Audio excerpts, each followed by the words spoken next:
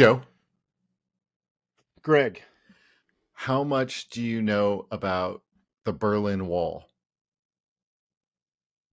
I think I know a pretty good amount. Could you explain to me the fall of the Berlin Wall as if it were taking place in Texas? The fall? Yeah. Sure. You want me to do that now? Yeah. Explain it to me. Imagine 6th Street. One day you woke up and there was a huge wall built there. Okay. And everyone on the east side could not go to the west side and vice versa. Well, I don't really see a problem with that. Well, that's what one side thought in Germany as well, except for the other side didn't agree. Wait, and eventually it fell. So the west side were like, no, we want to go to the east side. And the east side was like, no, you can keep your jackalope and hang out over there. Yeah, except you would switch that in Germany. The west is better. Oh, so the jackalope is on the east side in Germany. Yeah, the west has TVs and the east does not. Oh, got it. So that makes sense. Were you confused during this movie because of that? Well, we're covering Atomic Blonde this week, and it shows so many clips of the Berlin Wall and the fall of it. And correct me if I'm wrong, but David Hasselhoff is the reason why the wall was brought down, right? And he's mentioned in this movie. So what would be the equivalent of that in Texas? Like Riff Raff brings down the wall or something? McConaughey. McConaughey brings down the wall. Yeah. Got it. I chose this life. And someday, it's going to get me killed.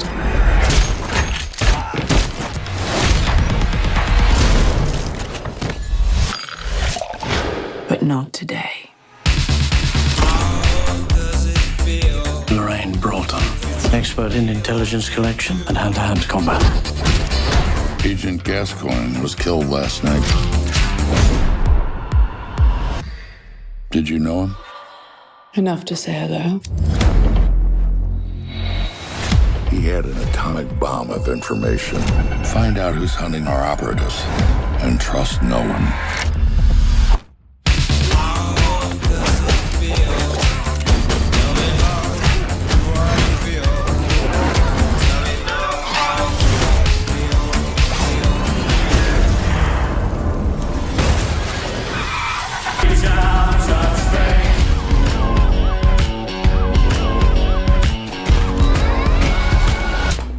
So with that, welcome into the Prime Cut Podcast, a movie discussion show aimed at recommending deep cuts, flawed gems, and forgotten masterpieces.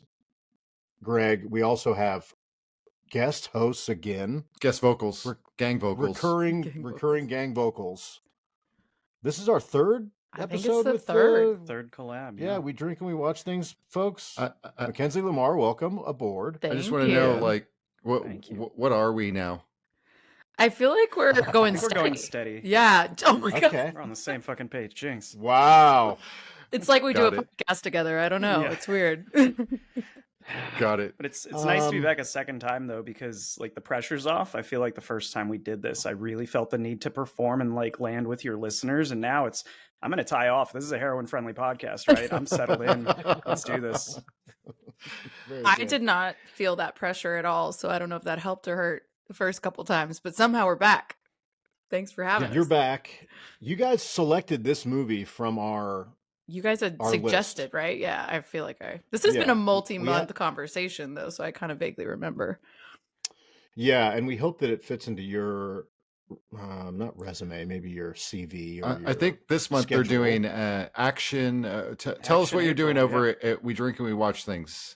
Yes, it's plugging right in. We're doing Action April. So this perfect. is our second to last entry, right, Lamar, for the month, I think? Yeah, and we're doing one from like almost every decade. So it worked out really well that this one's in what, the 2010s? Yeah.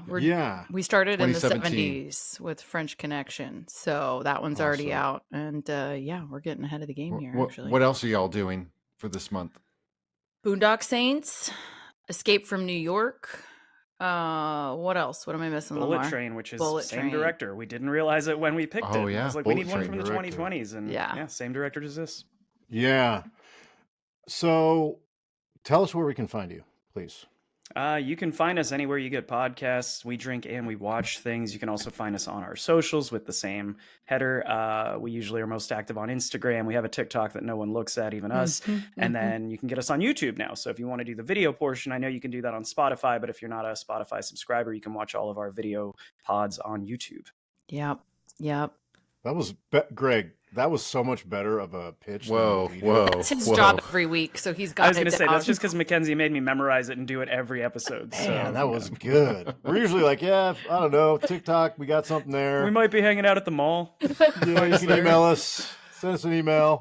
We're setting up a booth for autographs. No one showed up to the last one, but I'm really hoping that people will show up, guys. They will. Giving out autographs. Just we've got a producer Mark, but he's got some technical issues with his audio, so we're just going to be asking him questions and then assuming what his answer will be for this episode. Is that going to be the rotation? Like we just all answer for Mark? Everybody just Yeah. So we can ask producer Mark, and Lamar will go first, Mackenzie go second, then Joe, and then myself, and we'll just take turns answering questions and what we The think best he Mark would say. impression. Yeah. I like Speaking it. of impressions, when you guys said the thing about the wall on 6th Street and McConaughey bringing it down, I wanted somebody to try and nail it of like, hey, Mr. Abbott, if you could bring that wall down, that'd be all right, you know? Oh my god! Somebody top that. That wasn't that good, I but was gonna say somebody that's needs pretty to. good. great. I don't know. I feel like somebody. Your turn, Mackenzie. I can't do better. I'm not saying that. I'm just. Thought it was pretty good. Yeah, In the moment, not bad. I can do a lot of impressions, but I can't do McConaughey. That's not one that I've practiced much. And everyone always busts out by just dropping the all right is like the giveaway. I was gonna say that's the default. Like that's how you Yeah. know it's him for sure. So even if you do it bad, if you just throw that in there, you're like, oh, that's a McConaughey impression. Everybody Yeah. knows. It's Yes. a laugh. Yep. Greg, did we do our stuff? TikTok, whatever? Yeah. you Find say us anything about TikTok, Instagram, Gmail. Is it still going? All of TikTok's it's still up? going. Yeah. They got another trying to put 75-day stuff on- extension. Yeah. Oh, on the okay. Sale. Yeah. We're trying to put stuff on YouTube, but we're slow to do that. We have stuff. We just haven't put it all up yet. Right, Greg? Yeah. That's Do you feel shame because we haven't put it up yet? Let's ask producer Mark. This is a Lamar, good you can question for answer. Mark. You can answer the first one. When will we have the videos up, producer Mark? We should be having them up in maybe 2 to 3 weeks. Yes, I feel much shame for not having them up yet. Oh, that's great. See, there you go. You got your answer. Okay, great. Wow. So that's where you can find us. Yes. So let's talk about, as usual, we're going to go through two of our star, kind of the second banana, our director. But I think this is very interesting that you guys are doing Action April, because I think our star has had quite possibly one of the greatest action runs recently with this and Fury Road. Mhm. These are, like, to me, very high level. She's like asked to do a lot, and I think like is incredibly good at it. Yeah. And I don't know that there's many people that are this dependable at a high level. Greg, I don't know. Yeah. What do you think? I've got 3 factoids that I'm bringing to this podcast in regards to this movie. And Only 3, and then he's out. yes, You put them all out here right now. No. I'm going to sprinkle them through. Yes, you're right. Charlize Theron is transitioned into being a badass action star, which is Yeah. very cool. And during this movie, she did all of her own stunts, all of her own fight sequences, and she cracked 4 teeth and had to have surgery to fix them. Factoid number 1. Okay. She did Very good. almost all her own stunts. There are Yes, 2 she almost. didn't. There's Almost, one that she yeah, didn't. yeah. 2? Oh, there's There's 2. 2 she okay. didn't. Okay. One was the sex scene. Well, look. So Charlize, South African. I recall her as a adolescent being a very strikingly good-looking woman who was unafraid to. She embraced her own skin. Let's say that early on in her career. Mhm. And she went on to win an Oscar for Monster, which is she does not look like herself in that movie, but great performance. And then it's like, I don't know if she was just wanted to be challenged or was trying new stuff, but she's in, I think this movie and Fury Road, from an action standpoint, are pretty high level of the last 10 years. And she's in both of them. I was trying to think about action movies from the last 10 years. And obviously John Wick comes to mind, and that's tied into this series. And not including superhero movies, just action movies. And there wasn't a lot that came to mind that really stuck out. I put The Raid up there. I think The Raid was definitely last decade, and that's a pretty quality one. Raid solid. Yeah, and I think I prefer The Raid 2, even though I think they're both incredible. But yeah, and those are not American movies, and they are straight action, right? Like that's what we're here for. I'm an action guy. This is my thing. I will watch a C+ movie that has A+ fights. I think this is like, and Greg, I think we should go to our category. This to me is like a B+ movie with strong A fights. This is a flawed gem. Okay, it's a flawed gem for me as well. I think that this movie, the criticism it received was that the plot line was hard to follow, and I'll agree with that. And, so will I. And the fight scenes were spread out all over the place, and they were kind of just like random. Now, I don't have any issue with that. I think every movie needs more fight scenes always. Yes. I don't care what the movie is. Yeah. I mean, guys, team, do we like this movie?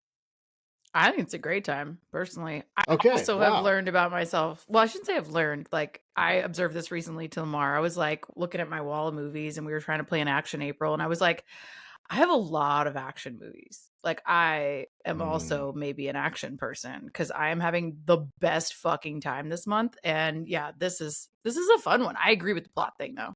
Plot's a little janky here and there, convoluted, a little bit unnecessarily much. convoluted. Yes, unnecessarily. Not need so many twists. And we're using code names that both sound they start with the same.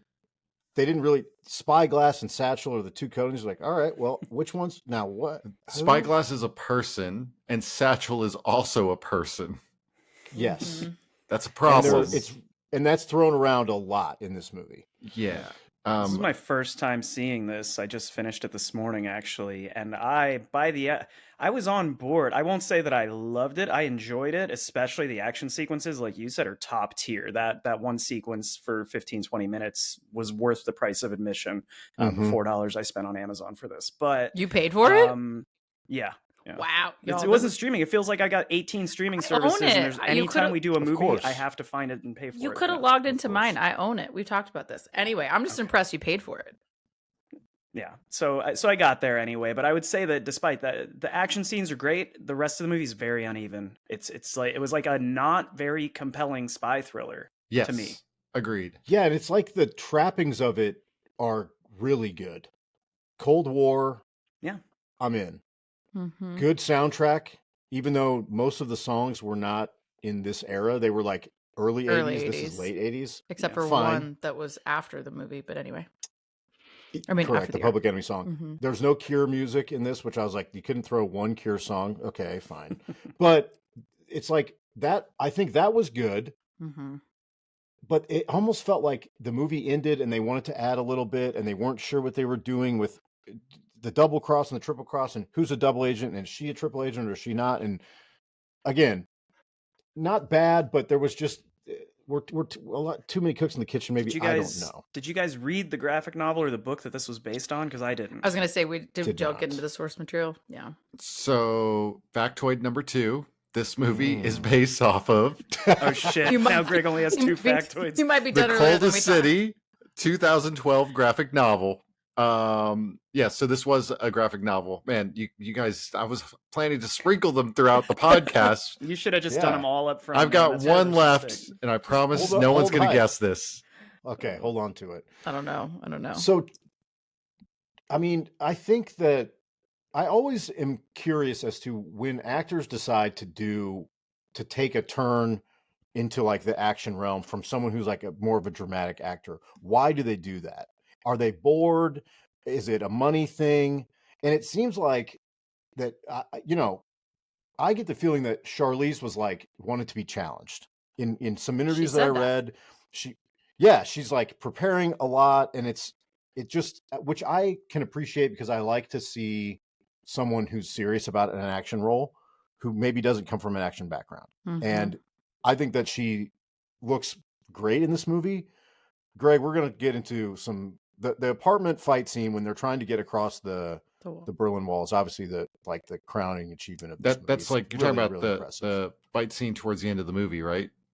Yeah, when she's got spyglass and they're trying to cross. Yeah, great. That's the best part of the whole movie. Absolutely. Yes, and we'll talk about it. It's very good. But I do really respect when someone who's like, hey, I've got an Oscar. I've done all these roles. I mean, she's done so many good movies. I was just looking through her IMDb. I forgot she was in The Road. She's so good in that. One of the most depressing movies. She's the wife, his wife. And in the flashbacks, like, she is so great. And it's fun to see someone be like, hey, I'm going to try this new thing. Even though she was in a Fast and Furious movie, unfortunately. Yeah. Hey, Mark McKenzie, what did you think about her role in Fast and the Furious?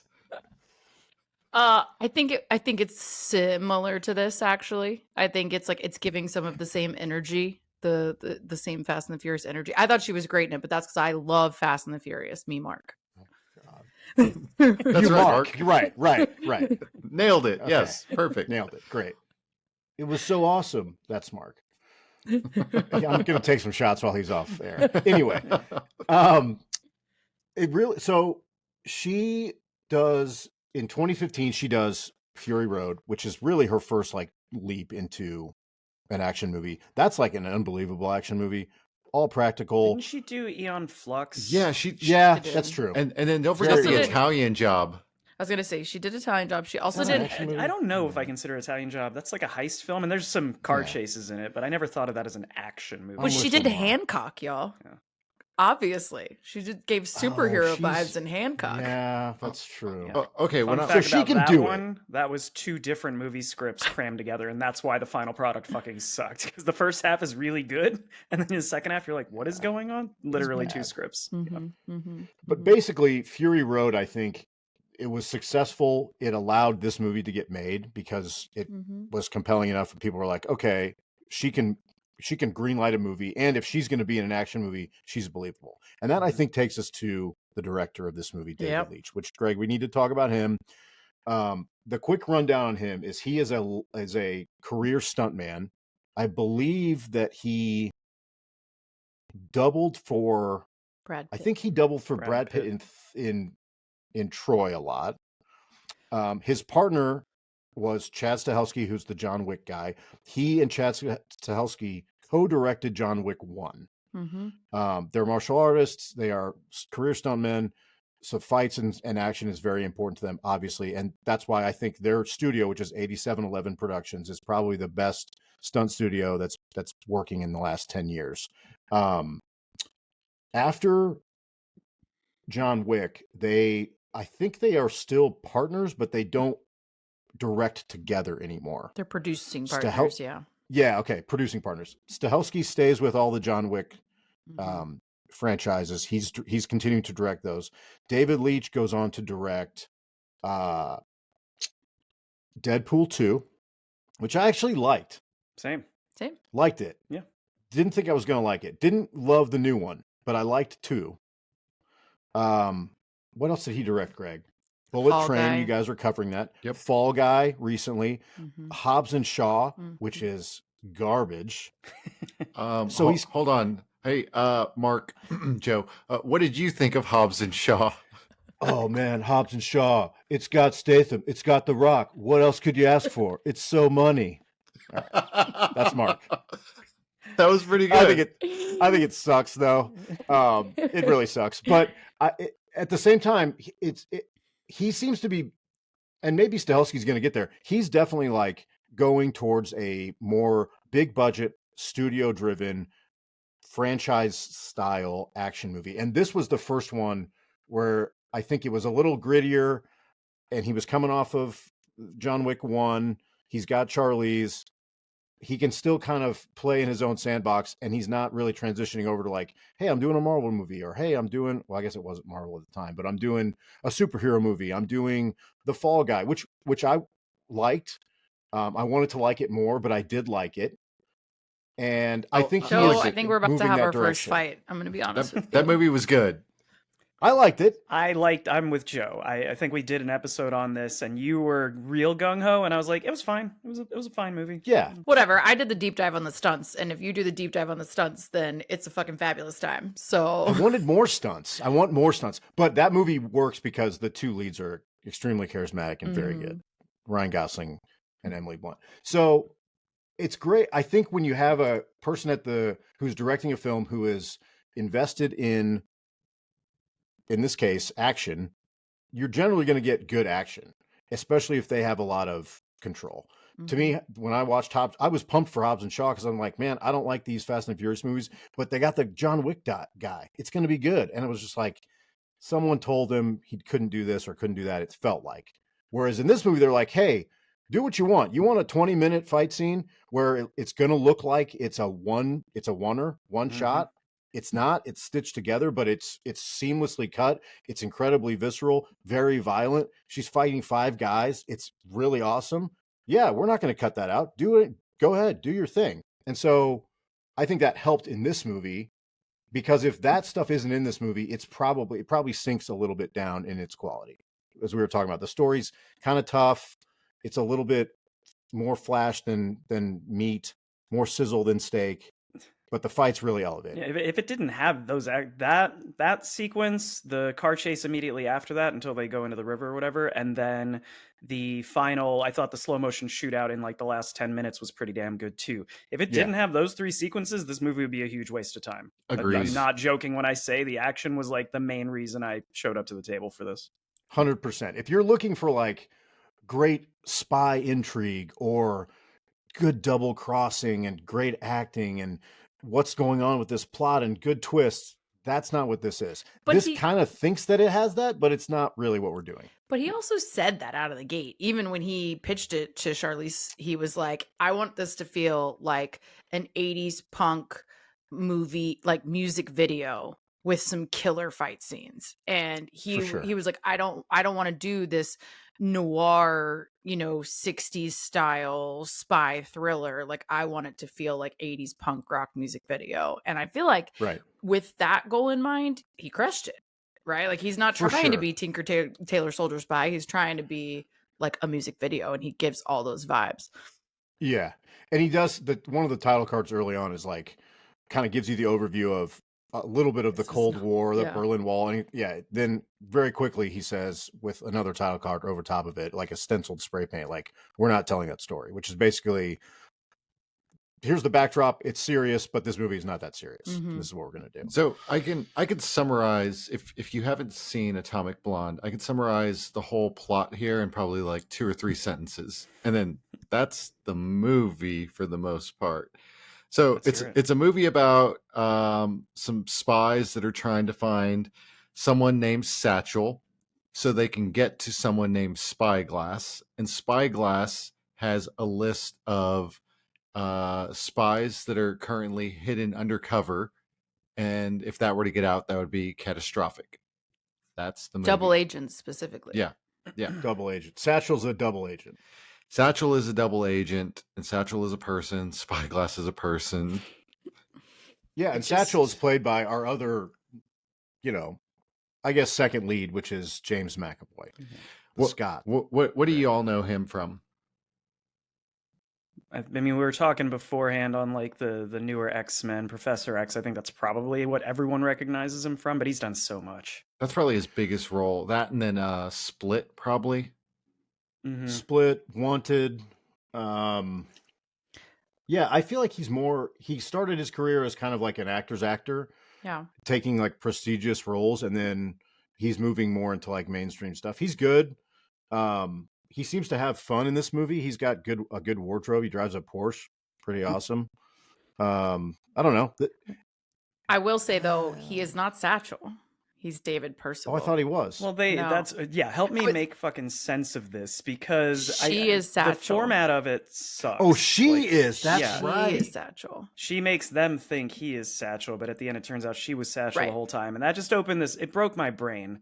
That like second and third twist at the end. First off, I not hated, but at the beginning I was like, I don't like that we're debriefing after everything has happened, because it gives away some of the stuff that would have made the spy concept more intriguing. Like, it's like we know Percival's a traitor from the beginning of the movie almost. She basically tells us 15 minutes in. So their whole dynamic early on, you're like, well, eventually he's going to betray her. That kind of takes the fun out of it. And then when it finally does happen, then we find out, oh no, she's been not only lying to the Russians, but also lying to the English. And she is an American spy. And it just, then it throws in that whole, is it an unreliable narrator? Can I trust everything that I watched to this point? Or was that all bullshit Usual Suspect style? But I think that's the point. I think you're supposed to question whether or not he's actually going to betray her, because it is so obvious at the beginning, and he ends up not really being the bad guy. Yes, he's out for himself, but he's not betraying her in that sense. He sees that she's on the list. He sees that it's her. And so how much is he actually betraying her at the end of the day? He just wants to survive. And he says that multiple times. Like, at the end of the day, I'm here to survive, and I fucking love Berlin, right? Like, I think he actually comes out not really being the bad guy. And it's that's he does supposed kill to be that one French spy for no real reason. Why did he do that? Yeah. That doesn't make sense. Because it's in the script. She knew that he was selling the list to Bremkov or whatever his name is. Yeah. She had but how did Bromovich, but how did he know that she knew? She called him and threatened him. I think that's the implication, is she's threatening him with the information she has. And so he's like, well, I can't let that get out, because again, it was like an opportunistic move, but it was against a double agent. So, or at the end of the day, a triple agent. I did laugh when she stabbed him in like the weird angle of like the back of his shoulder. One spot you can't couldn't reach when you have an itch there. Yeah, that was funny. I don't know about you guys, but like the first thing I do after I get off of like a threatening phone call against another spy that wants to kill me is I put on my Walkman, start pumping some tunes real loud. For sure. Brilliant. For sure. Maybe go through in my underwear, no less. Yeah, go for a run through some woods, maybe. You know. Yeah. Like, hey, before we get too far into this, I got to mention this because, and I did some research. Is it your third factoid? Nope, it's not the third factoid. Okay. We're saving that for later. No one gets to steal that one from me. Now I just want somebody to steal it by accident. Anyway, I'm going to be so mad if someone does. So Atomic Blonde 2. So we were doing some research and it popped up. I was like, wait, is there a sequel happening to this? Supposedly. And so I guess in 2020, Netflix acquired the rights to Atomic Blonde, and they were going to do they were going to bring back Charlize Theron, John Goodman, the whole shebang. But I guess it just got too many hands in the cookie jar, and like so it created this situation where it was too hard to push forward the project. So as of right now, it's still in development, but nothing is happening from what I can tell, which sucks. Do we want a 2? Like, again, this is a great time. I'm just curious. Does anybody want a 2? I want a 2 if it's directed by this guy with this same template of like high octane fights. I don't care what really happens in the movie personally. But if it's somebody else, no, don't give me no. Right. If he comes back, I'd watch it for sure. Yeah. Yeah. Which I feel like, what is he doing now? Is he doing a sequel to Bullet Train? I don't need that either. Don't think so. He's pushing for like, he seems to be like looking to continue to climb into like franchise level stuff. So I wouldn't be surprised if he's like, I'm not doing this. I'm not coming back for this. Thanks. I had fun, but no. In which case I don't want to watch a second version of it. Greg, in the beginning of this movie, to Lamar's point, we are doing the thing where it's like 4 days earlier. And we are kind of jumping back, and she is explaining. She's basically debriefing with her handlers what happened, what occurred during this time frame. She takes an ice bath, which looks very cold. Cool. I like the kind of blue light they're using, like neon stuff. Good stuff. David Bowie, Cat People, good song playing. Mm-hmm. She does pour a drink with ice in it. She pulls the ice from her own ice bath. Where's the ice coming from? No. Yeah, it's like, and I get it. There's people that want to drink Charlize Theron's bathwater, and apparently she does too. This is giving Saltburn right now. Saltburn It's giving vibes, Saltburn.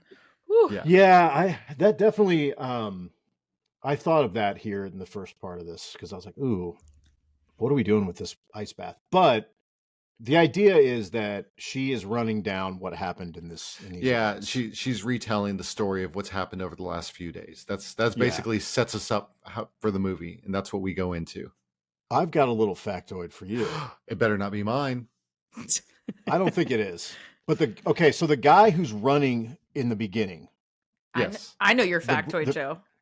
Okay. The British agent who's running away. Mm-hmm. He gets murdered in the first few minutes. Mm-hmm. That's Sam Hargrave, who is actually Chris Evans's stuntman for a lot of the Captain America movies, and he's in that 8711 tree of like stunt people. He's also the Extraction 1 and 2 director. I don't know if you saw those movies, Greg, with Chris Hemsworth. They're pretty good action movies. The first one specifically, I think, is good. And so he was like doing a favor, like, yeah, I'll be this guy. I'll play this guy for a few minutes. But again, that's a good sign because it's like we have this stable of good action people and they're going to be in these movies. They're going to be behind the camera and in front of the camera, which means the product's usually pretty good, except for Hobbs and Shaw. To add on to your factoid, Joe, he's also a camera operator. And he operates the camera in the stairwell scene because he was the only person who could do the fall and protect the camera at the same time. Awesome. And he's the lead stunt coordinator for the film. So, yeah. Awesome. He's a gem. I knew he did that for Extraction because there's a one shot in Extraction that's very complex. And I knew that he was the guy behind the camera. a 10-minute take. It's a 10-minute single take and he does the camera work for the whole scene. Yeah. It's wild. He's awesome. Well, now I feel like I need to bring a factoid. So here's mine. Okay. I read one thing online that said... This better not be mine. This better not be mine. Charlize drinks Stoli throughout the whole film. That's actually a clue to the ending. Yeah. But the ending's not going to make any fucking sense. That's my factoid. Yeah, because if she was drinking Stoli, she'd be Russian. It's kind of like the... Have you guys seen No Way Out? No. Don't think so, actually. Okay, I won't say anything then. But that's a throwback. That's a callback to No Way Out. No Way Out is has a similar dichotomy to it. Cold War, Kevin Costner, Gene Hackman. It's a great movie, but there's a little. That. It's been a while. Yeah. Okay. Mm-hmm. There's a little bit of that in there. Mm-hmm. So wait, so you're saying that the Stoli vodka was like a red herring? It's supposed to give away. I'm making a joke about it. I think people in retrospect are like, look, we should have known the whole time she was working with them because it's this that she's drinking the whole... I don't give a shit. I think that's just like you finishing the movie and being like, look, she was drinking that. What if at the end of the movie, instead of drinking Stoli vodka, she was drinking like Tennessee Bud whiskey? Light. Oh. Bud Light? I mean, that would make sense. But that would inform properly how the movie ends, but this doesn't. Right. I do think it's a red herring, though. They pay enough attention to it that I think it's supposed to make you suspect her as this Russian spy, but it doesn't end up making sense. So this director likes to do multiple things like that, where we get zoom ins on things. So we get a zoom in on the vodka. When she's in what's the guy's name? David Percival. When she's in when they're in Percival's apartment, we see a Machiavelli book, and it's kind of zoomed in. Did y'all catch that? Machiavelli. Yeah, they quote it shortly Prince. after that, right? Yeah. She does. He quotes it, and then she calls it out. Yeah. And so like there's a whole bunch of things where like you get little zoom ins on things like that to draw attention to things, is what I was picking up. How do we like her accent? Which one? I don't know any better. Which one? I was like, come on. Yeah. I don't know. I'm an accent snob. I was like, come on, Charlize. You can do better. It's okay. You got an Oscar. It's fine. You know. Give me something. She's saying like, I can't. Like, okay, I could do that. Like, get some dialect coaches going here. Come on. I want a golden goose, Daddy. Yeah. Yeah. Okay. But you know what? That goes back to, that's why we're not here for that. I should say that to myself. I'm looking in the mirror. I'm like, we're not here for that. We're not. We're here for the action, Greg. Talk to yourself. You, man. Well, in relation, though, to what Greg was saying about the director's style, one thing I did really like about this was sort of just the visual style of it.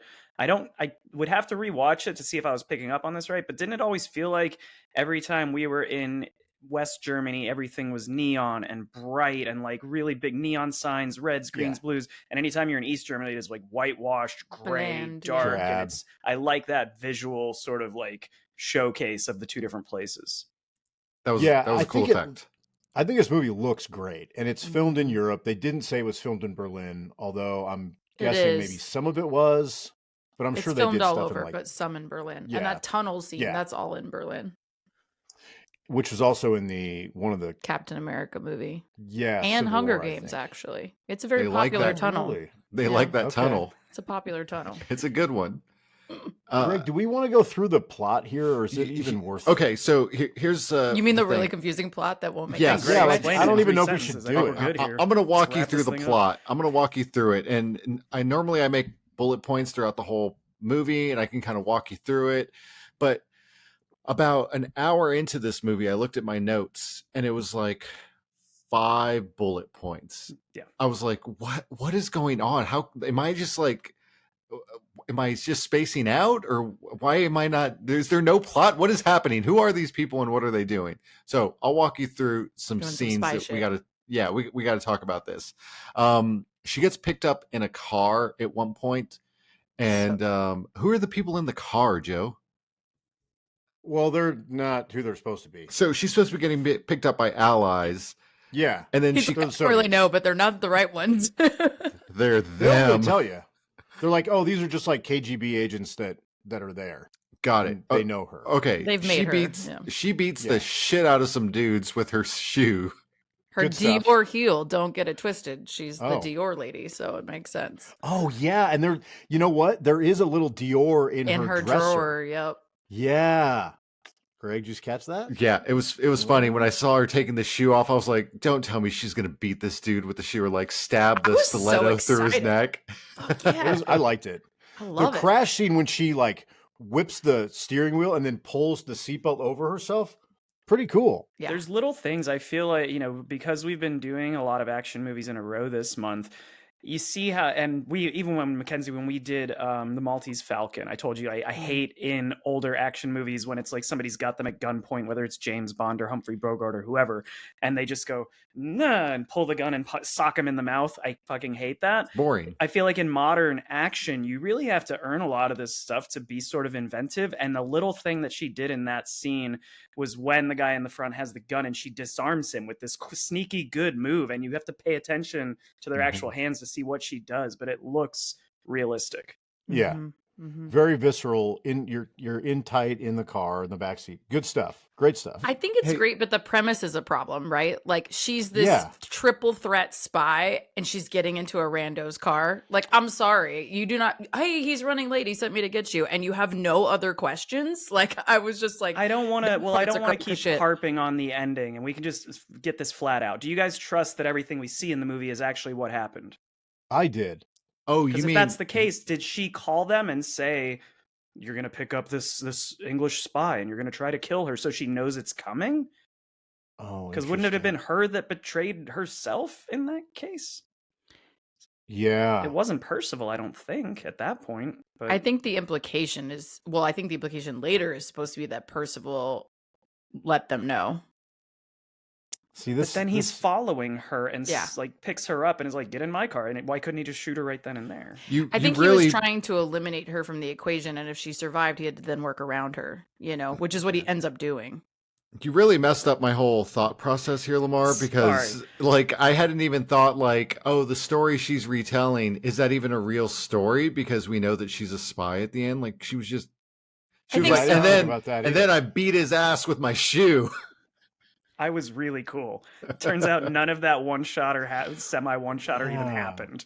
Wasn't as cool as you thought. She makes a couple mistakes though that she shares. So it makes me think that she is telling the whole story because there's a couple of things that get her into trouble. I mean, she shouldn't have killed Percival to begin with, right? And at the very end, she tells them that she straight up killed him. So I think she could have pinned that on anybody else and all that mayhem, right? Like it's the night the Berlin Wall falls, but she says that she did it. So I get the impression that we are seeing what happened.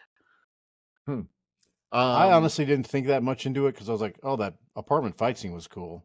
He was so distracted by the apartment He's like, fight do you know scene. what's great? These action sequences. Do you know what I give 10 out of 10. Pretty much. No this notes. plot? I just want Greg to tell us his plot real quick so we can talk about the action. Honestly. Okay. Sorry. Before we move the story forward, there's a whole thing for the listeners of something that's grown in popularity. It's so strange. It started in Kansas. It's called, I think they're calling it car jitsu. They basically are having jiu-jitsu tournaments where they both are in the front seat of a car. They're both buckled in, and the referee goes fight, and then they just start fighting right there in the car. And guys are using like seat belts to choke each other. And I guess the real strategy here is like as soon as the fight starts, pro tip, reach for the other person's seatbelt so they can't unbuckle themselves. I mean, did you say it started in Kansas? Yeah, out in Manhattan that's where it started. So all those videos you see online, yeah, that's from. I thought it was Russia. No, Russia does do a lot of crazy stuff. They'll do like MMA basketball and stuff. I've seen They're that, innovating in Russia. They do it in a moving car. So. There you go. That's so we get that fight. Oh, right, okay, Greg. Yeah. So then the next thing that happens, and this was very confusing to me. I need someone to explain to me this. We've got like a bunch of punk rockers lined up with a skateboard and like a boombox, and some dude basically. You ever seen the movie Kids? Yeah. It reminds me of the movie Kids. Lamar, you've never seen this? I've heard it's really depressing. Right? It is. I've It's never very seen it. depressing. Yes, but in the movie they beat someone up with a skateboard, and that's probably the only other time I've seen someone beat up with a skateboard in a movie. Well, so that was basically that whole scene is they're in East Berlin, which is the communist half of Berlin, controlled by the East German police and the Soviets. So capitalism is not allowed there. So that scene beforehand is a black market scene where like they're selling clothes and electronics and stuff like that. They're listening to popular music. And that's where James McAvoy is we see him like trying to get information as like the head of the station chief of Berlin for MI6. After that, the beating scene where we meet Bremovich, who's the KGB official, that is them learning that this list is out in the open and we're trying to find it. And we think that it was at this black market and he's interrogating those people. That's why that happens. Okay, that makes sense. And then the next scene we get is Lorraine, basically Charlize Theron's character, identifying a body. And it's the body of the guy from the beginning of the movie, right? Yeah. Yeah. There's something that we didn't mention here. At the beginning of the movie, when that guy was killed, they take his watch. And they don't really explain why they took it. You don't get that till later, and you're going to be so mad when you find out why. It's kind of dumb. Apparently, they hide codes in these watches, like in the mechanical pieces. The list is in there. The list is inside. Bro, just whisper it to someone. Like, why? Well, Spyglass memorized it. Spyglass memorized it. Why are we putting this in a $5,000 watch? Right.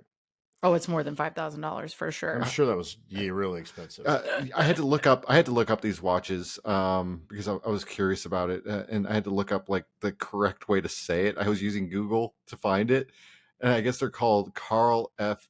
Bucher. You did great. Yeah, thank you. Good job. It was a Monero watch.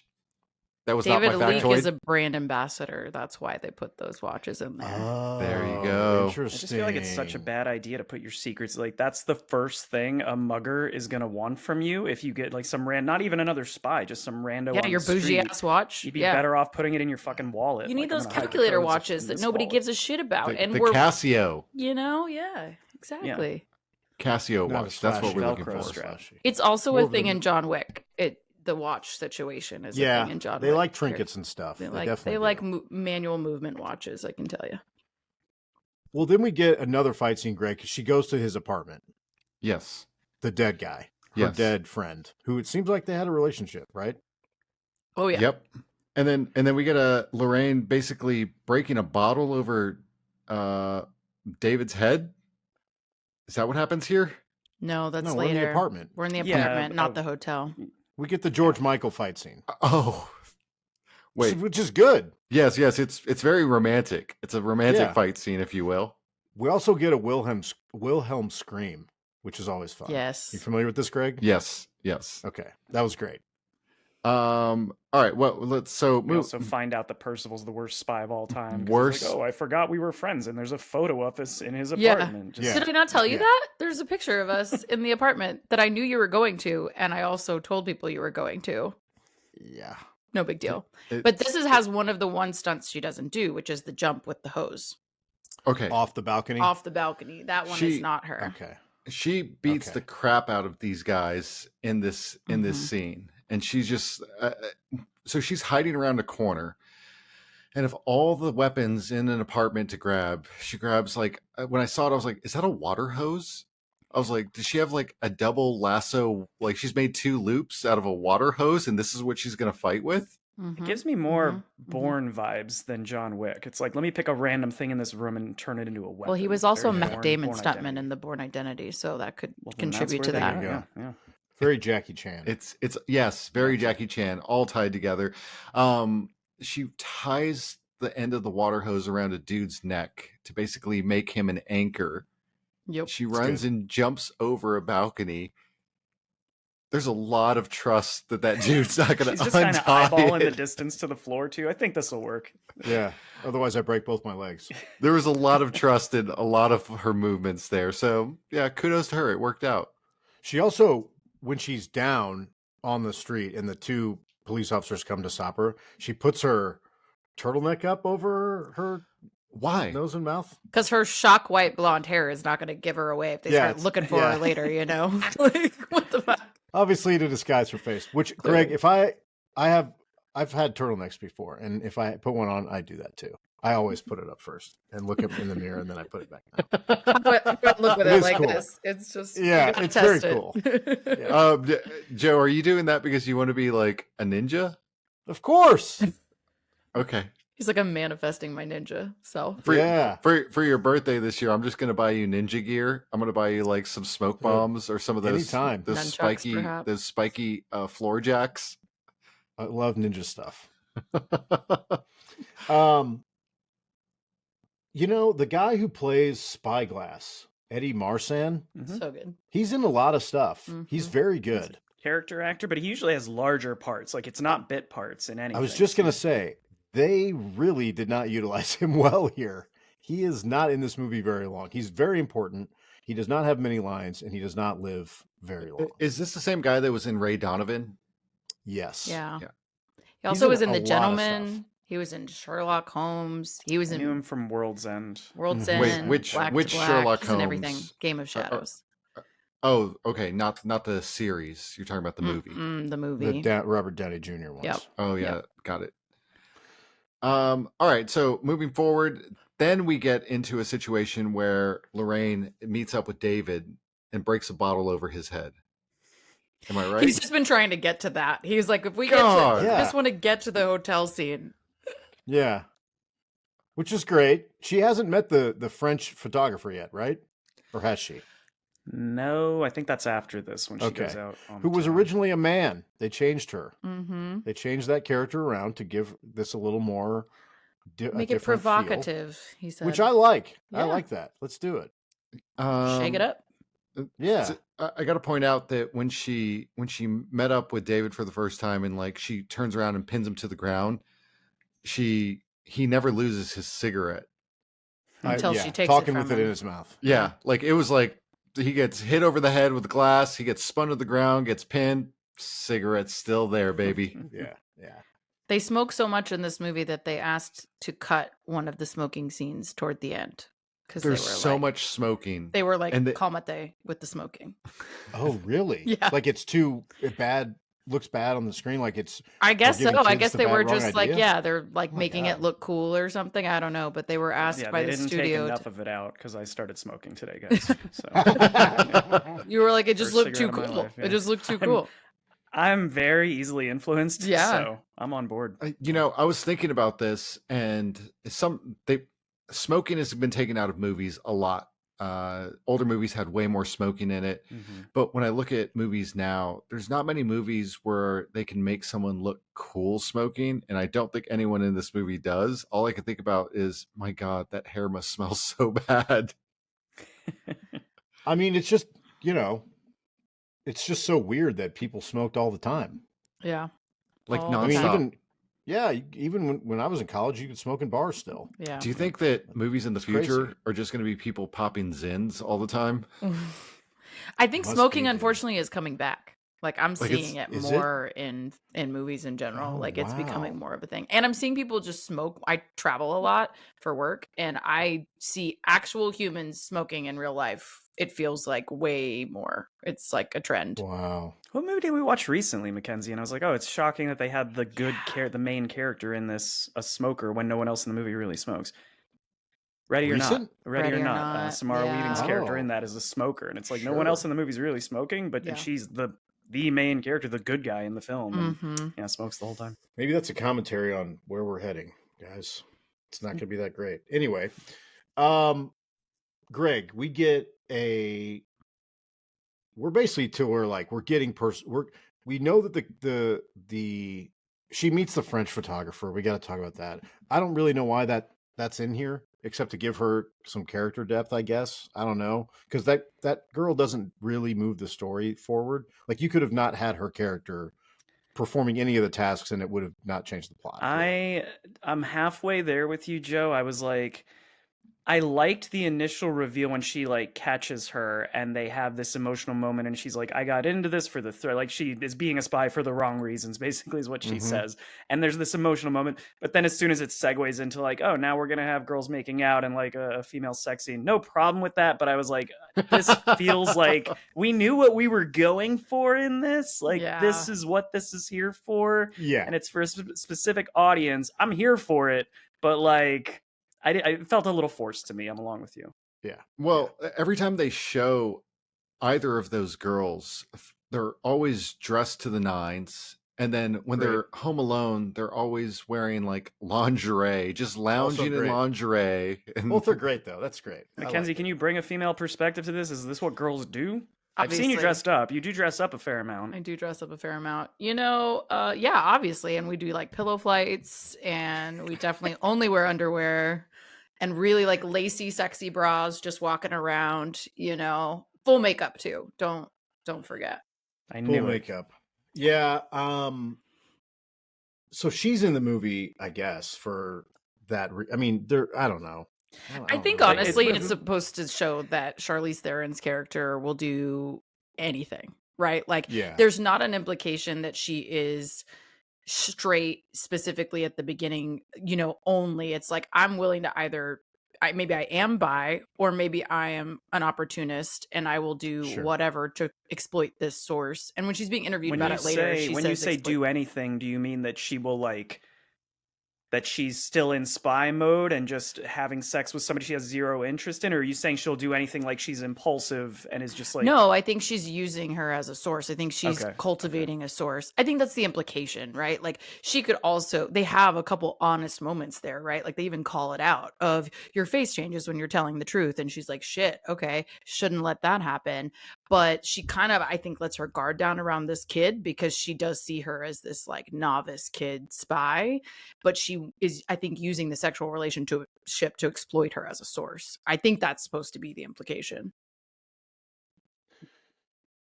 If she sees her as a kid, that makes it even more fucked up. Mackenzie. When I was this spy, don't make it weird. When I was watching this, I texted Joe before before the sex scene even happened, and I asked Joe, "Is this character supposed to be?" Have sex? And I said, "Is this character supposed to be straight, gay? Like what's the deal here?" Mm-hmm. And there were other indicators that led me to believe that she was like into girls. I think she's fluid. Like I don't think she is like has a problem with it per se, but I think the nature of the relationship is about some kind of exploitation. And I think Percival tees it up for her. He's like, hey, why is she following? She's like, why is this girl following me? And he's like, you're hot. What do you think?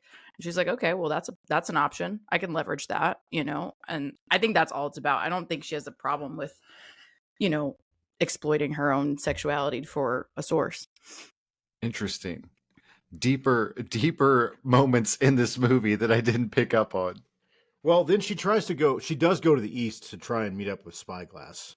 And then she gets chased a little. She gets chased into followed. That theater. Mm-hmm. Yeah, we get another fight scene, which is good. She beats the fight scenes are like moving up in quality. Yes, she beats the shit out of that dude with a ladder and guy? a bookshelf. Oh, yeah, that's good. That guy is like the biggest guy in the movie. Sorry, go ahead, Joe. No, please. I was going to say, I know you guys always do your hard moments, and I specifically wrote mine down, and it was the key to the cheekbone. Oh, yeah. Hanging out of his face while they're still hole fighting. In his face. Like, whew. And they left it hanging for a minute. Couple minutes. Yeah. That was a cool thing. That guy, that actor's name is Daniel Bernhardt. He's another of the 8711 stunt team. He's like a very accomplished stuntman and martial artist. Did you guys watch the series Barry at all? Yes. Okay. Do you recall the episode where there's that child martial artist and the father that Barry has to deal with? I don't. I watched it through once. Okay. It's like a 20-minute fight scene in that show, and that guy is Daniel Bernhardt. Okay. So he pops up a lot, and he's always like an antagonist who is going to be someone that you have to fight for a long period of time. So I was not surprised that he was in this movie at all. He refuses to die in this too. Yes, every time you really think he's dead, he just keeps coming back. Yes. Oh, yes. well, what was that, Mark? Oh, Mark says that the keys to the face was hard.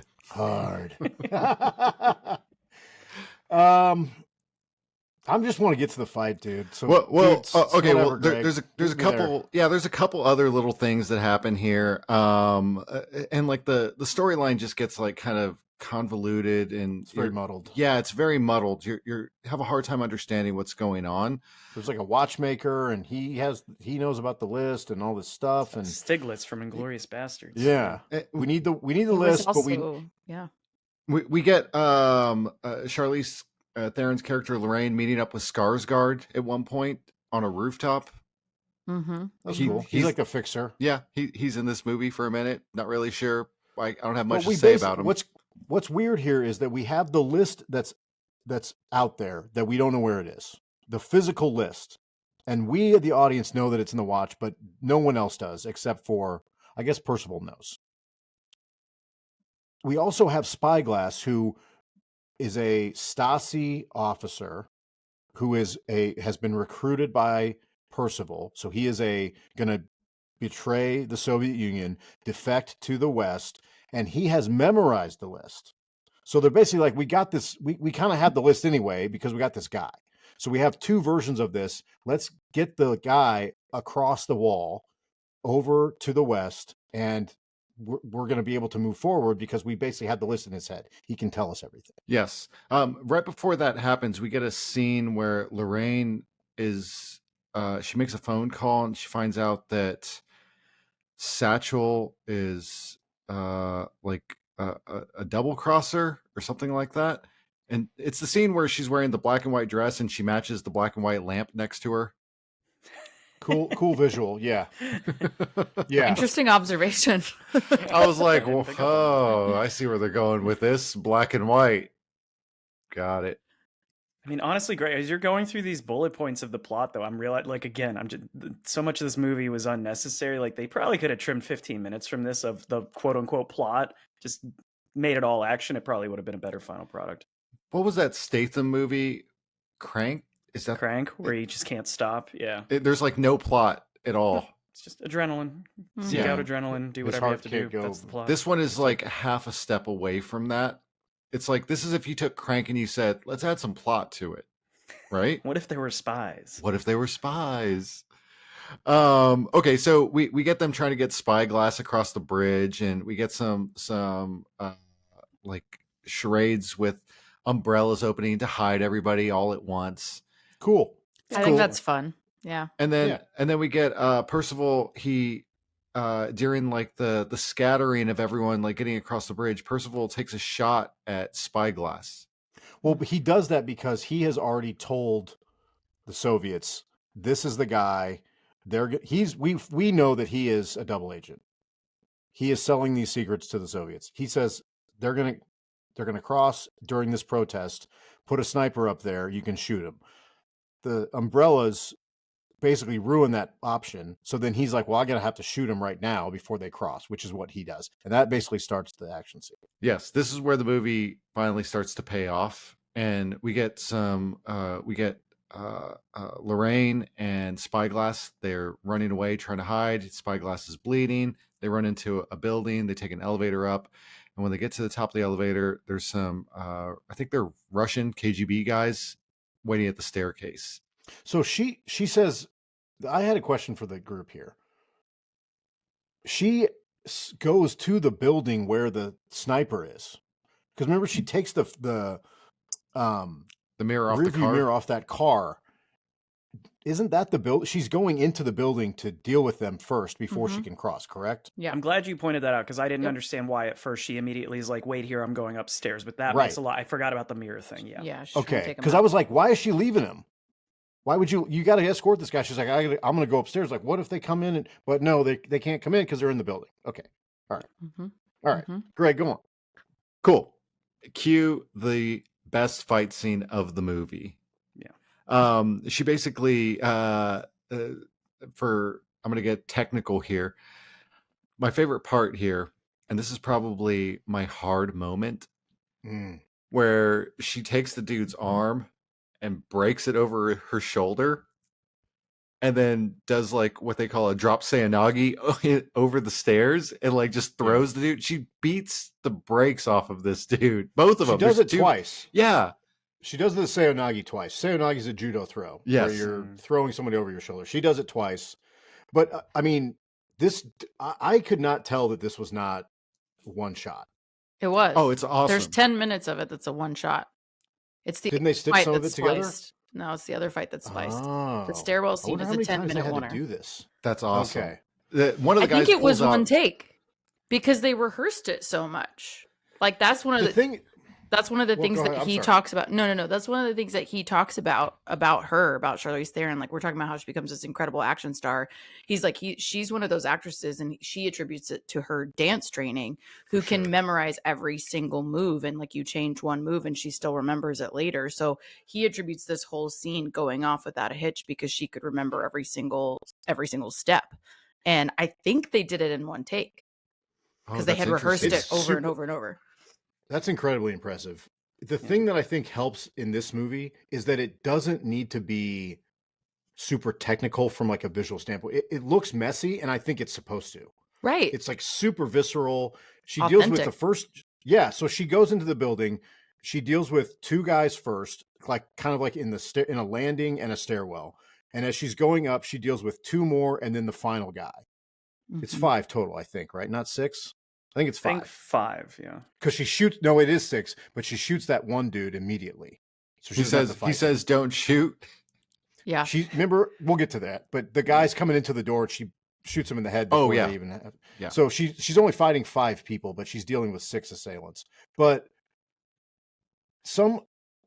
I think if I'm picking between this fight and any fight in John Wick, I like this better than all of them. Oh, personally. Wow. I think it's more. I like the realism, and gritty. I like that it's super gritty. It is not clean. And there are some fights, especially in the John Wick movies, it's probably because Keanu Reeves is almost 60 years old, that you can tell the rehearsal, and it's like, you do this and I do this. And this movie does not really look like that. Oh, I see what you're saying. The John Wick looks a little more clunky. At times, I think it does. And part of that is because these movies are 2.5 to 3.5 hours long, and there's 15 versions of this fight in a John Wick movie. But this, to me, was like, she's like fighting for her life, literally. Versus choreographed is what you're saying. Like that John Wick's so choreographed, and this looks like a real fight to the death kind of. Yes. I agree with that. Yes. I think she looks like it's almost like you can see her face swelling in real time. And oh my God! I think that's because her hair's getting bloody. She's genuinely getting hit. Like she has taken a lot of hits, and you can see it, the realism of this fight in real time. I totally agree. Yeah. Because the part where it breaks is the roll down the stairs. That's the only other part she didn't do. And like that's the moment that the shot stops, and it's it's her stunt woman, and she rolls the rest of the way, the bottom part. But like up until then, you're seeing her face the whole time. You're seeing her reactions the whole time. There's totally no cuts. Right. There's no quick cutting. There's no, we're seeing the back of her head and it's actually somebody else. Those are like, as a fight movie guy, when I see that, I'm like, all right. I mean, come on. I'll also say, though, when we're comparing to John Wick, I think what this has going for it is John Wick does a lot of that gun fu, where it's so much of it is handgun based. And this first segment of the 3 segments of these fights, it's all this hand to hand, and she's fighting against people who have guns, but it's just this brutal combat for this long stretch of time. I love that one when the last dude is like bleeding out, like knows he's defeated, but still tries to stab her like one more time, and she just grabs the knife and like puts him out of his misery. But then I thought, to the John Wick point, the next fight, the 2 guys, they just get killed with guns. I was like, oh, that was a lot easier than the first fight. Just like fucking shoots him right away. That knife guy, she takes the knife from him. That's the one that she breaks his arm and throws him over the stairs. Before she does that, she takes the knife, jabs it in his neck, and then punches it multiple times. Yeah, there's a lot of that. Yeah. But it's like she's a smaller framed person. She's dealing with 2 people. She shoots that first guy, the bearded guy with the hand tattoos. She shoots him immediately, and he fights her the whole time. Yep. He doesn't die until he falls backwards, which that stunt was nuts, where he falls. He's like standing on the edge of the top of the stairwell and like immediately falls back, and they don't cut that. I was like, oh shit. Oh, like where it leaves like the blood splatter on the stairs. Yeah, that was cool. And then the guy, when he falls and then she falls down, the guy throws the bag at her, and you're like, what's in there? And it turns out it's rifle parts. She tries to assemble it quickly but can't get it assembled fast enough. Like, that's, I don't know, I just feel like this is like super messy, and it makes it way more intense. I've seen this movie more than once, and it's always an intense fight scene because of the way it's shot. And she is so good at it seeming real. Like, this is a trained person, but it seems like she's scared, which obviously you would be, even if you have experience. She fights those first 2 guys, then she shoots the other guy, fights the second guy, and then the big guy that she stabbed in the face with the keys earlier, she has to deal with him, and that's like, is pretty rough. Is that the one that like grabs her and chokes her and like calls her a bitch? Yeah. And then she grabs she's like, the, am I a bitch now? Yeah. She has the corkscrew. Yeah. She corkscrews him. Yeah. Yeah. And I'm like, arguably more it's like so. the You little just corkscrewed things. him. It's the little things in action movies when they're both, again, winded as fuck. It's this brutal, long struggle. And then when she sees the corkscrew and tries to get up and then falls backwards against the wall, and then the other guy again tries to get up and falls too.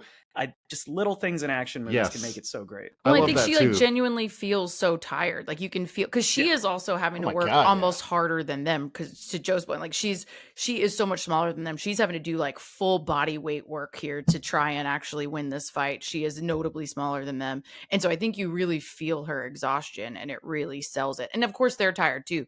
But I just mean, you look at her and you're like, damn, how is she still upright? How is she upright at the end of this? And then she crushes it. Well, they get him out. They survive. She survives. She kills all of them. Well, they get out. Yes. Go on, Joe. I mean, it's for another 5 minutes. Yeah.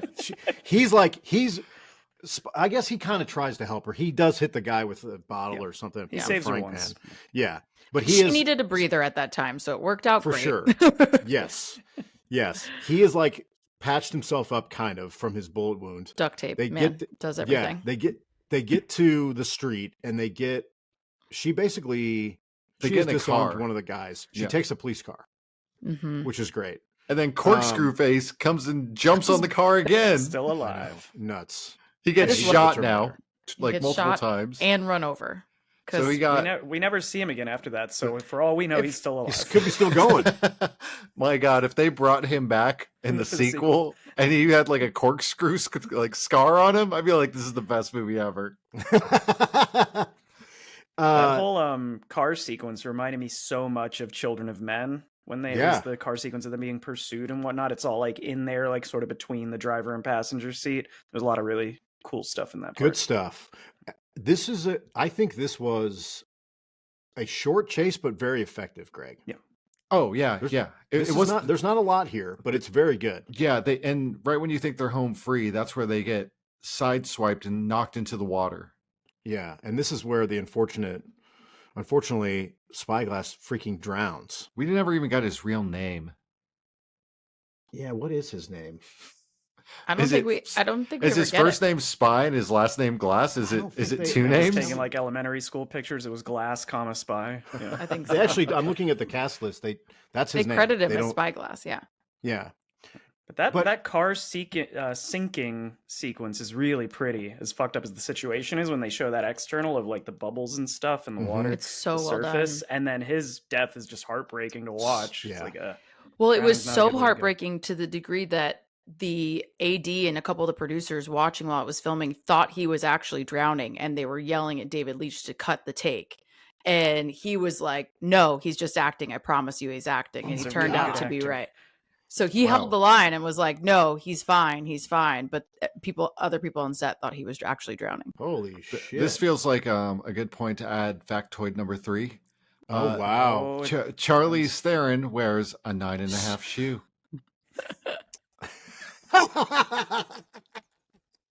True story. Why did you do it here, not when she's hitting the guy with her high heel? It just felt more appropriate here. It's too close. I was gonna say the heel is the perfect time. Also, it's Charlize. I feel like she's gonna be really upset at us. It's Charlize. Oh yeah, Charlize Theron. Yeah. It's not Char. It's not C. It's not a hard CH. It's not a hard CH. I read that her last name in Afrikaans, because she's from South Africa, is actually Tyrone. Tyrone, yeah. Tyrone, not Theron, how we say it. Yeah. But she's never corrected me, so yeah, we're not editing that. Why does she have the most complicated name ever? Listen, 9.5 shoe. You're welcome. I wear a 10, so I got her beat. Dang. Wait, how tall are you? I'm not tall enough for that size foot. I will say I'm 5'6". You would think I would be taller. Is she? 5'11". No, 5'10". Dang. 5'10". Yeah, I think she's 5'10". Wow. We all thought I was going to be taller. Okay. I don't need you to rub it in, Greg. You could have lied to me. I don't know. Lamar would call me out. Let's be honest. Absolutely, I would. All right, this guys. Now I'm confused because what's the deal with this? She gets spied on. She finds the bug in her jacket. Yeah, that was Percival when he took her coat. Put it there. Okay, and that's how she knows that he's the double agent. Correct. It's how she knows that he knew where she was, all these different conversations that were happening. It's how she knows that he's put these things together that he shouldn't know. She's like, how did he know I was doing XYZ, whatever? And that's how she knows. That's right. And this is why Percival goes. So now Percival Spyglass is gone, which means she still needs the list. Delphine? She still Delphine? Delphine, yeah. He goes to Delphine's house and kills her. Well, when he goes to kill her, he gets stabbed in the shoulder. And that's what Lamar was talking about at the beginning. It's comical, really, where he bumps the wall and stabs himself more. Yeah, his reaction's classic. I love it. There's one thing I didn't like about that fight. I mean, first, what I'm realizing is after we got off the car crash, I'm like, I don't really care about the rest of this movie. Like, I can kind of check out for the next 20 minutes, but you guys keep going by all means. But I was going to say, like, the one thing I didn't like about that fight scene is that he has the drop on her. He shows up and gets her in a strangle with like a wire or something. Yeah. Mm-hmm. She manages to fight out without even a weapon. I feel like if you have the drop, and I know this is suspension of disbelief, but she is not as good of a spy or fighter as Charlize is in this. So like, I didn't like that he has her. She breaks free without the help of any. Usually they'll have like a weapon that's conveniently over here that you can stab to break free. They struggle for a couple more minutes. She kind of gets the better of him, but then he just puts her back in the thing and chokes her out anyway. I just didn't like that the fight ended the same as it started, and it's like somehow this time he's overpowering her. It felt weird. Yeah, for a movie that's got great fights, this was like weirdly bad. Yeah. I don't know what we were doing here. It's like maybe the stunt director was like, I don't want to schedule this one up. You guys just figure it out. Just I wonder if it's supposed to be because she's not great. You know what I mean? Like that could be. You know, like it's gonna be a messier, like shittier fight because she's so new here. You know, like, that could be it. I don't know. That could be it. We get Percival basically talking to the camera now. Yeah. Yep. This is when he's This was strange to me. He loves the lifestyle. He just loves the lifestyle, I think. Yeah. Yeah. He likes this black market shit. He likes being, you know, chief of station and like at the center of this underworld. Like he doesn't want things to change or the wall to fall. Like he's the king of this little castle. And that's what he's trying to prevent from changing. It's interesting that they have the wall come down literally as this movie is closing, because to me, it's almost like, I guess we don't know if you are in that time frame, but the Soviet Union, the wall coming down is like the end of the Soviet Union. So this list and all this stuff is kind of like semi-inconsequential at this point, really. On some I think level. that's what they kind of say, right? Yeah. He says, or Percival says, it was all for nothing at the end of the Right. day. I actually, you guys tell me, because I might just be grasping at straws here, but when they had the Kurt Loder from MTV back in the day clip, and he's talking about sampling, and he's like, the new controversy is sampling. I was like, is this meant to be here? Because it's like, now we look back on that controversy as no one gives a shit anymore. And that's is it what the I took same from way it. with the wall falling, you know? Yeah, where it's like, this was so important, and now that another cataclysmic event happened, and it rendered all of this completely moot, basically, is what I thought too. So now, and you got to have a Kurt Loder appearance in the 90s. So now it's such a throwback, man. People like 12 years old from E6 can go to Jackalope, and the people from Jackalope can go to Shangri-La. Pretty much, except, yeah, that's just like an uneven comparison. It's probably my fault, but because basically the West people, if we were doing this in Austin, they wouldn't have anything. Yeah. I was going to say, when you say West, are you talking about where the street name changes, or are you talking about 35 as a dividing line? East Berlin was like, I think Congress is technically the split, if you want to get real. Yeah. Congress is the East. So Dirty Six plus Shangri-La and east of 35 is all East. Okay. Yes. Oh, interesting.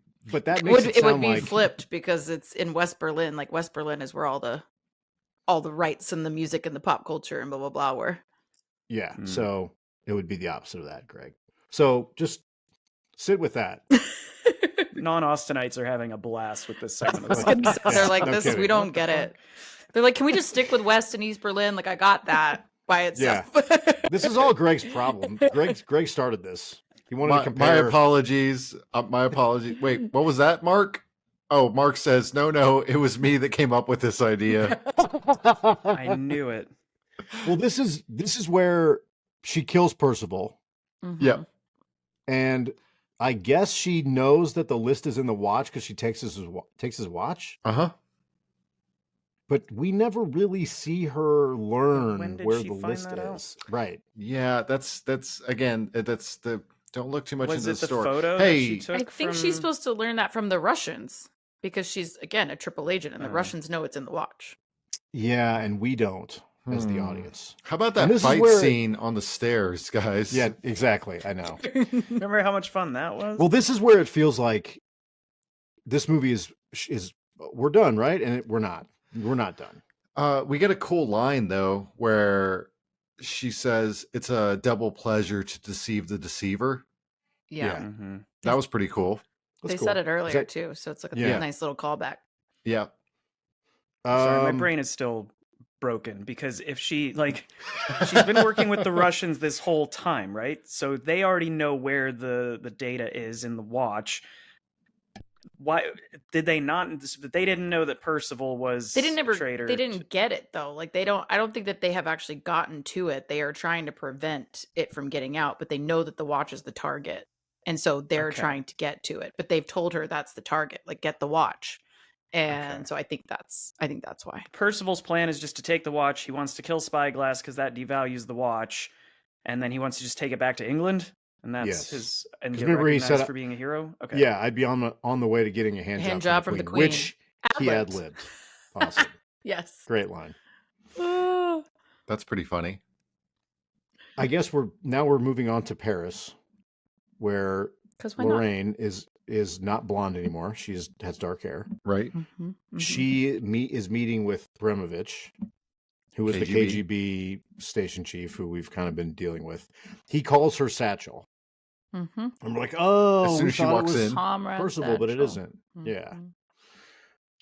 And now he wants to kill her because he's like, oh, she's the triple. I'm going to eliminate her now. Because Percival told him about her. Yeah. Right. We could see the dude laying down the tarp in the background. Yeah. Not a good sign. Yeah. This is also a pretty good shootout. A lot of slow-mo stuff. A lot of feathers flying from pillows, which is cool. She kills everybody. Bremovich, pretty violent death here. Shot in the neck, bleeding a lot. Then she talks to him and tells him, "Hey, I'm actually..." Explains all of us what happened in the movie. "I'm a triple agent." And then shoots him in the forehead, which is, good stuff. Good action here. And then she gets on the plane with John Goodman, who was the CIA contact, who we thought was kind of playing dumb or just kind of like a tag-along type of character, who's actually her real handler because she's a triple agent. And now she's working with the CIA. And that's the movie. And that sets us up for She drinks a Bud Light. Yeah. I like some nuggets in that last scene, though. I like how they ask her to go be a professional and stand on the plastic, which I was like, it's so laughable. Cool, yeah. You're like, really? Is she gonna? And then I don't know if would you do it? No, absolutely not. I'm not gonna go stand. I'm not gonna make your job easier. Like we're gonna fight to the death. There's gonna be blood everywhere, as far as I'm concerned. I'm about to start peeing on everything. I was gonna say I was gonna intentionally poop my pants and make it really awkward for them to clean up my body. We're gonna make it a mess. I did like when she leaves and Bill Skarsgård's there, presumably with a team to clean the room. Yeah. And he looks like, oh man, this is like a lot to clean. This is a lot. Which looks like, I don't know. That doesn't look like a good task. My other favorite the shot. Headshots in that sequence were awesome. Yeah. There's a lot of really great, like this is where the gunplay, I think, comes more into play than it has up to now, which I don't know if it's supposed to be intentional. Like in these Russian fight scenes, it's going to be different. I don't know, but it was a good time. And one of my favorite shots, I don't know if y'all saw, is that the gunshot splatters onto the head painting behind, right on the mouth, and it's the like red lips? like the red lips. And I was like, very good. That was nice. Nice touch. That was nice cool. Touch. Very nice cool. Touch. Yeah.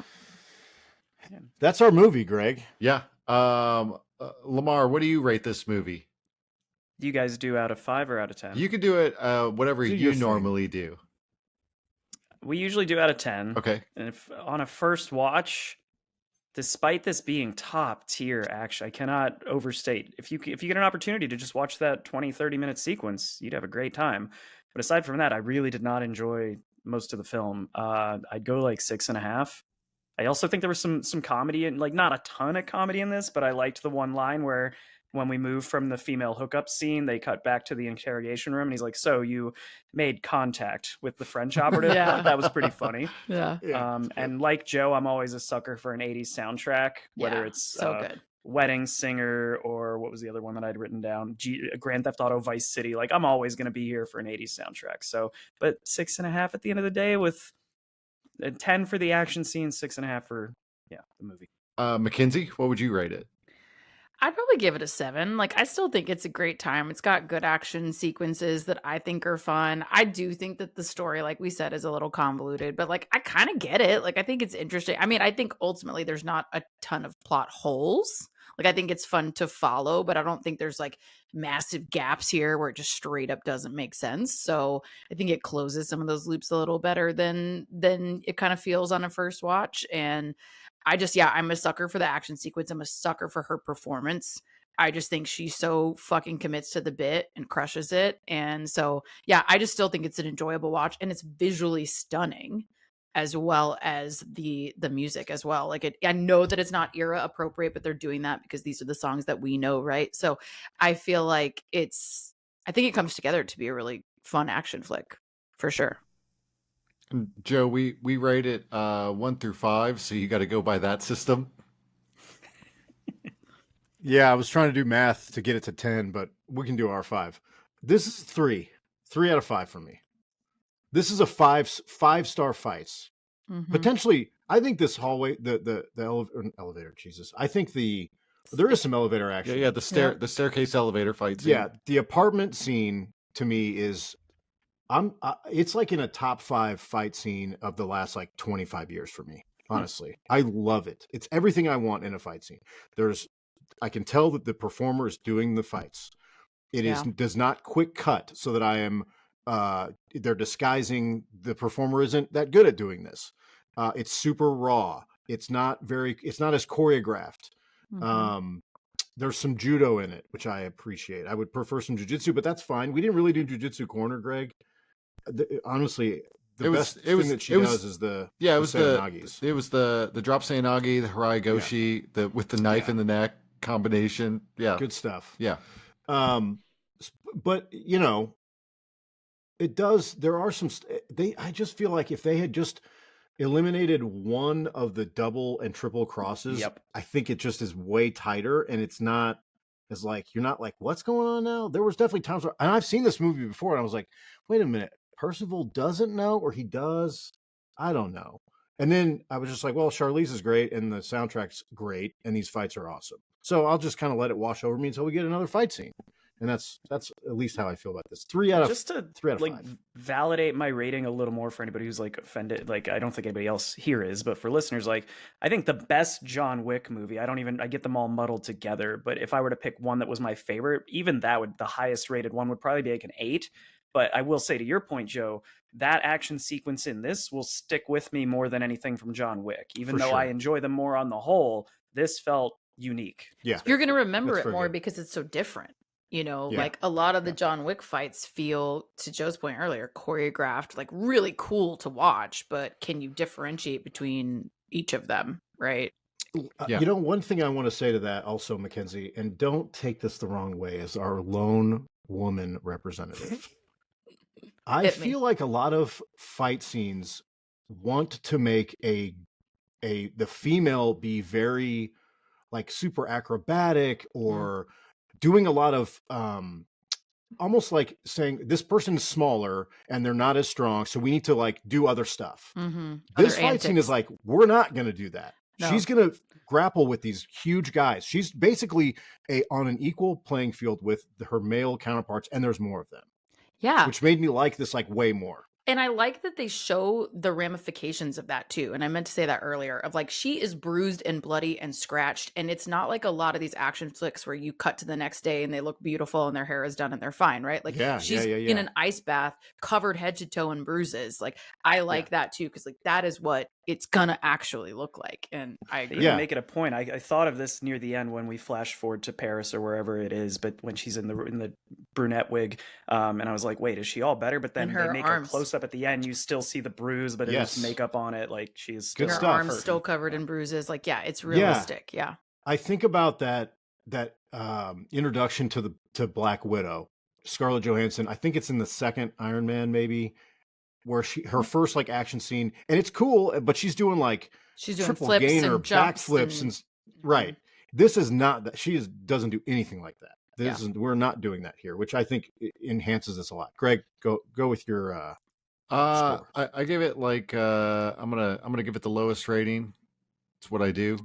I strive to deliver. He adjusts his rating based on our rating, guys. He's like, if it's high, I gotta go low. I gotta be the low. Like if I had said 2, he would have been like, this is like a 1. 1.75. I give this one like 2.5. 2.5. What about the action scenes, Greg? Okay, action scenes. If I were to remove the action scenes altogether from this movie, I would give this movie a 1. Mm-hmm. But wow, okay. But if I just rate the action scenes alone, I agree with the things you're saying. They're top tier, very memorable, very cool, extra gritty. It doesn't feel. I mean, I get it; it's a movie, but it's a lot of times when they do these Hollywood movies, it's like our hero never gets hurt, our hero never gets cut, and so that part adds to it. And like what Lamar was saying earlier, it's like the fights coming to a slowdown. And they're both struggling to get up. Yeah. That really sells the scene a lot. It makes it so much better. So fight scenes, top tier. Fight scenes alone in that hallway elevator is like a 5.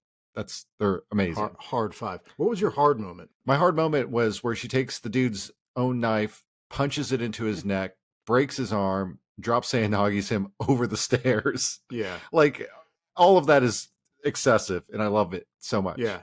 My hard moment was the second drop Sayonagi. Oh, it's very similar. Yeah. Lamar, what was your hard moment? You wrote it down. The key and the fight continuing after it. It wasn't just that it happened. It was that it was hanging there. It was dangling. Yeah. Mackenzie, do you have a hard moment for us? I had a hard time because I would have probably gone key, but now I feel like I can't do that because Lamar took it. So I feel like I got to get creative. But the other one I kind of think of too is the hose. Like, bitch does not know that that's going to work out. You know what I mean? But she's jumping anyway. So I was like that. And just using a hose to begin with. Like, the whole fucking hose situation was wild. Very If good. you want the key scene, I'll take the sex scene instead. Ayo. Hey, Mark, Lamar, what did you think your hard scene was? Well, I agree with Lamar. I think that the sex scene was very, very fun to watch, and I enjoyed myself very much in the movie. That's great. That's great. Mark just texted. He rated this a 3 out of 5. He just wanted more neon scenes. I love the neon scenes. I hard agree with that, actually. The neon is such a cool, like the way they shoot that is so well done. The neon reminds me a lot of Sin City with the red. Mm-hmm. Yeah. Oh, sure. Like the contrast, it's cool. I like it. Or your room right now. Well, your room is giving neon vibes. It's always a different color. Yeah. I can do whatever color you want, Joe. It's all the lava lamps off screen, right? I've got 13 lava lamps to my right. It's really warm in here. Team, this was fun. Yeah. I'm so glad this dovetailed with your pod. We drink and we watch things. Nicely. Yeah. Thanks for having us. We can find you on all platforms. All the things. Pretty much, yeah. Subscribe to their pod. We have done, this is our third, collab. And we did The Thing, and we did Temple of Doom. Temple of Doom, yeah. Temple of Doom on yours, Thing on ours. Mm-hmm. We're open anytime. We'd love to join. We'd love to have you back. This was great. Greg, I almost wrangled you guys for Escape from New York right after this. I'm just saying, we were so close. Escape from New York is a movie that I don't have to watch to comment prolifically on. I've seen it many times. What are we doing next week, Greg? So it's confusing because of when the episodes are coming out. I'm not sure what order they're popping off in. I know that the tail end of this month had Atomic Blonde. We had the Fast and Furious watch along. We've got RoboCop, and I think that's it. We might have one more this season, but I think we have one more. Yeah, the Burbs got screwed for us. Burbs have gotten screwed for us twice now, but I'm looking forward to RoboCop. That one's going to be good. I need to hear the Fast and the Furious watch along. Like I just want. So we need to pick which one. Okay. Do you guys have suggestions? Should we take suggestions? Maybe voting? But you're a Fast and Furious hater, so I have 2 questions for you. Strong hater. Strong hater. Speak for yourself. Well, no. I know Joe is. That's what I'm saying. Like Joe is the hater. I, as you'll recall, in the last episode collab, I was like, you got to watch them. But have you seen any of them? I've seen most of them. You've seen most of them. Okay. I've not seen Tokyo Drift. Oof. Okay. I have not seen the one with John Cena. Okay. I did not see the newest one with Jason Momoa. Jason Momoa was a treat. I hated Fast X, and I don't like most Fast and Furious movies, but I hated Fast X. But anytime Jason Momoa was on screen was a delight. Well, he's better than anybody in the movie. Any of the cast members, anyway. I've seen all the other ones, though. The problem is they all run together. So you can't remember which ones you like better than the others. I need somebody to be like, it's this one and this happens. Janelle's a huge fan of the Fast series, and I think most people would say Fast 5 is the one that reinvigorated the franchise. It absolutely is, because there was like a dip situation for sure, and then it comes back to life. But I think maybe Fast 5 or the first one. I think the first one is a really also now it's the most dated one. So I feel from a watch along perspective, that could be pretty entertaining to listen to also. I think we were leaning towards the original. Let's see. Cozy's blowing me up right now. Oh, is he? Yeah, Mark says... Mark's going wild on text. He says, it's about this. He says, Lovers, the first one, he says 100 I losses. I don't know what that means. I think I'm pissed. He says I'm pissed, not I losses. See, this is a great time for me to just bag on Fast and Furious because Mark has been. He's just rage texting in the background. Yeah. Yeah. Imagine if the Fast and Furious had this kind of fight scenes. Maybe we'd be saying different things about it, but it doesn't. It just doesn't. I think you got to go OG. I think that. Yeah, I think we're doing the first one. It's the easiest. I'm actually going to make fun of it more than you. So. Can't wait for that. Mark says it's about cars and family. It is fighting. I mean, it is. Greg, it is a lot of fighting. Do you want to do our sign off? Yeah. And I'll do my sign off for Mark. So Joe, we have a sign off now, guys. I'm excited. Wow, can't wait. Workshopped. It's still not very good. Hold on. Joe says that It's part the of the space charm It's the going through the notes for me right now. is that he has to go find his sign off. I have it right here. Not Go only ahead, Joe. you're announcing it. You're like, we gotta lead into it. I love it. I'm Joe, and I'm here to recommend the movies you should see. Greg? Oh my god. This is Greg, and I hate pretty much everything. And then we got Mark, who would normally say, I'm producer Mark, and I'm just trying to not get us banned. That's it, guys. Lamar McKenzie, thanks so much. This was fun. Thanks you, guys. Mark, I don't know if you can hear us, but you can stop our recording session now.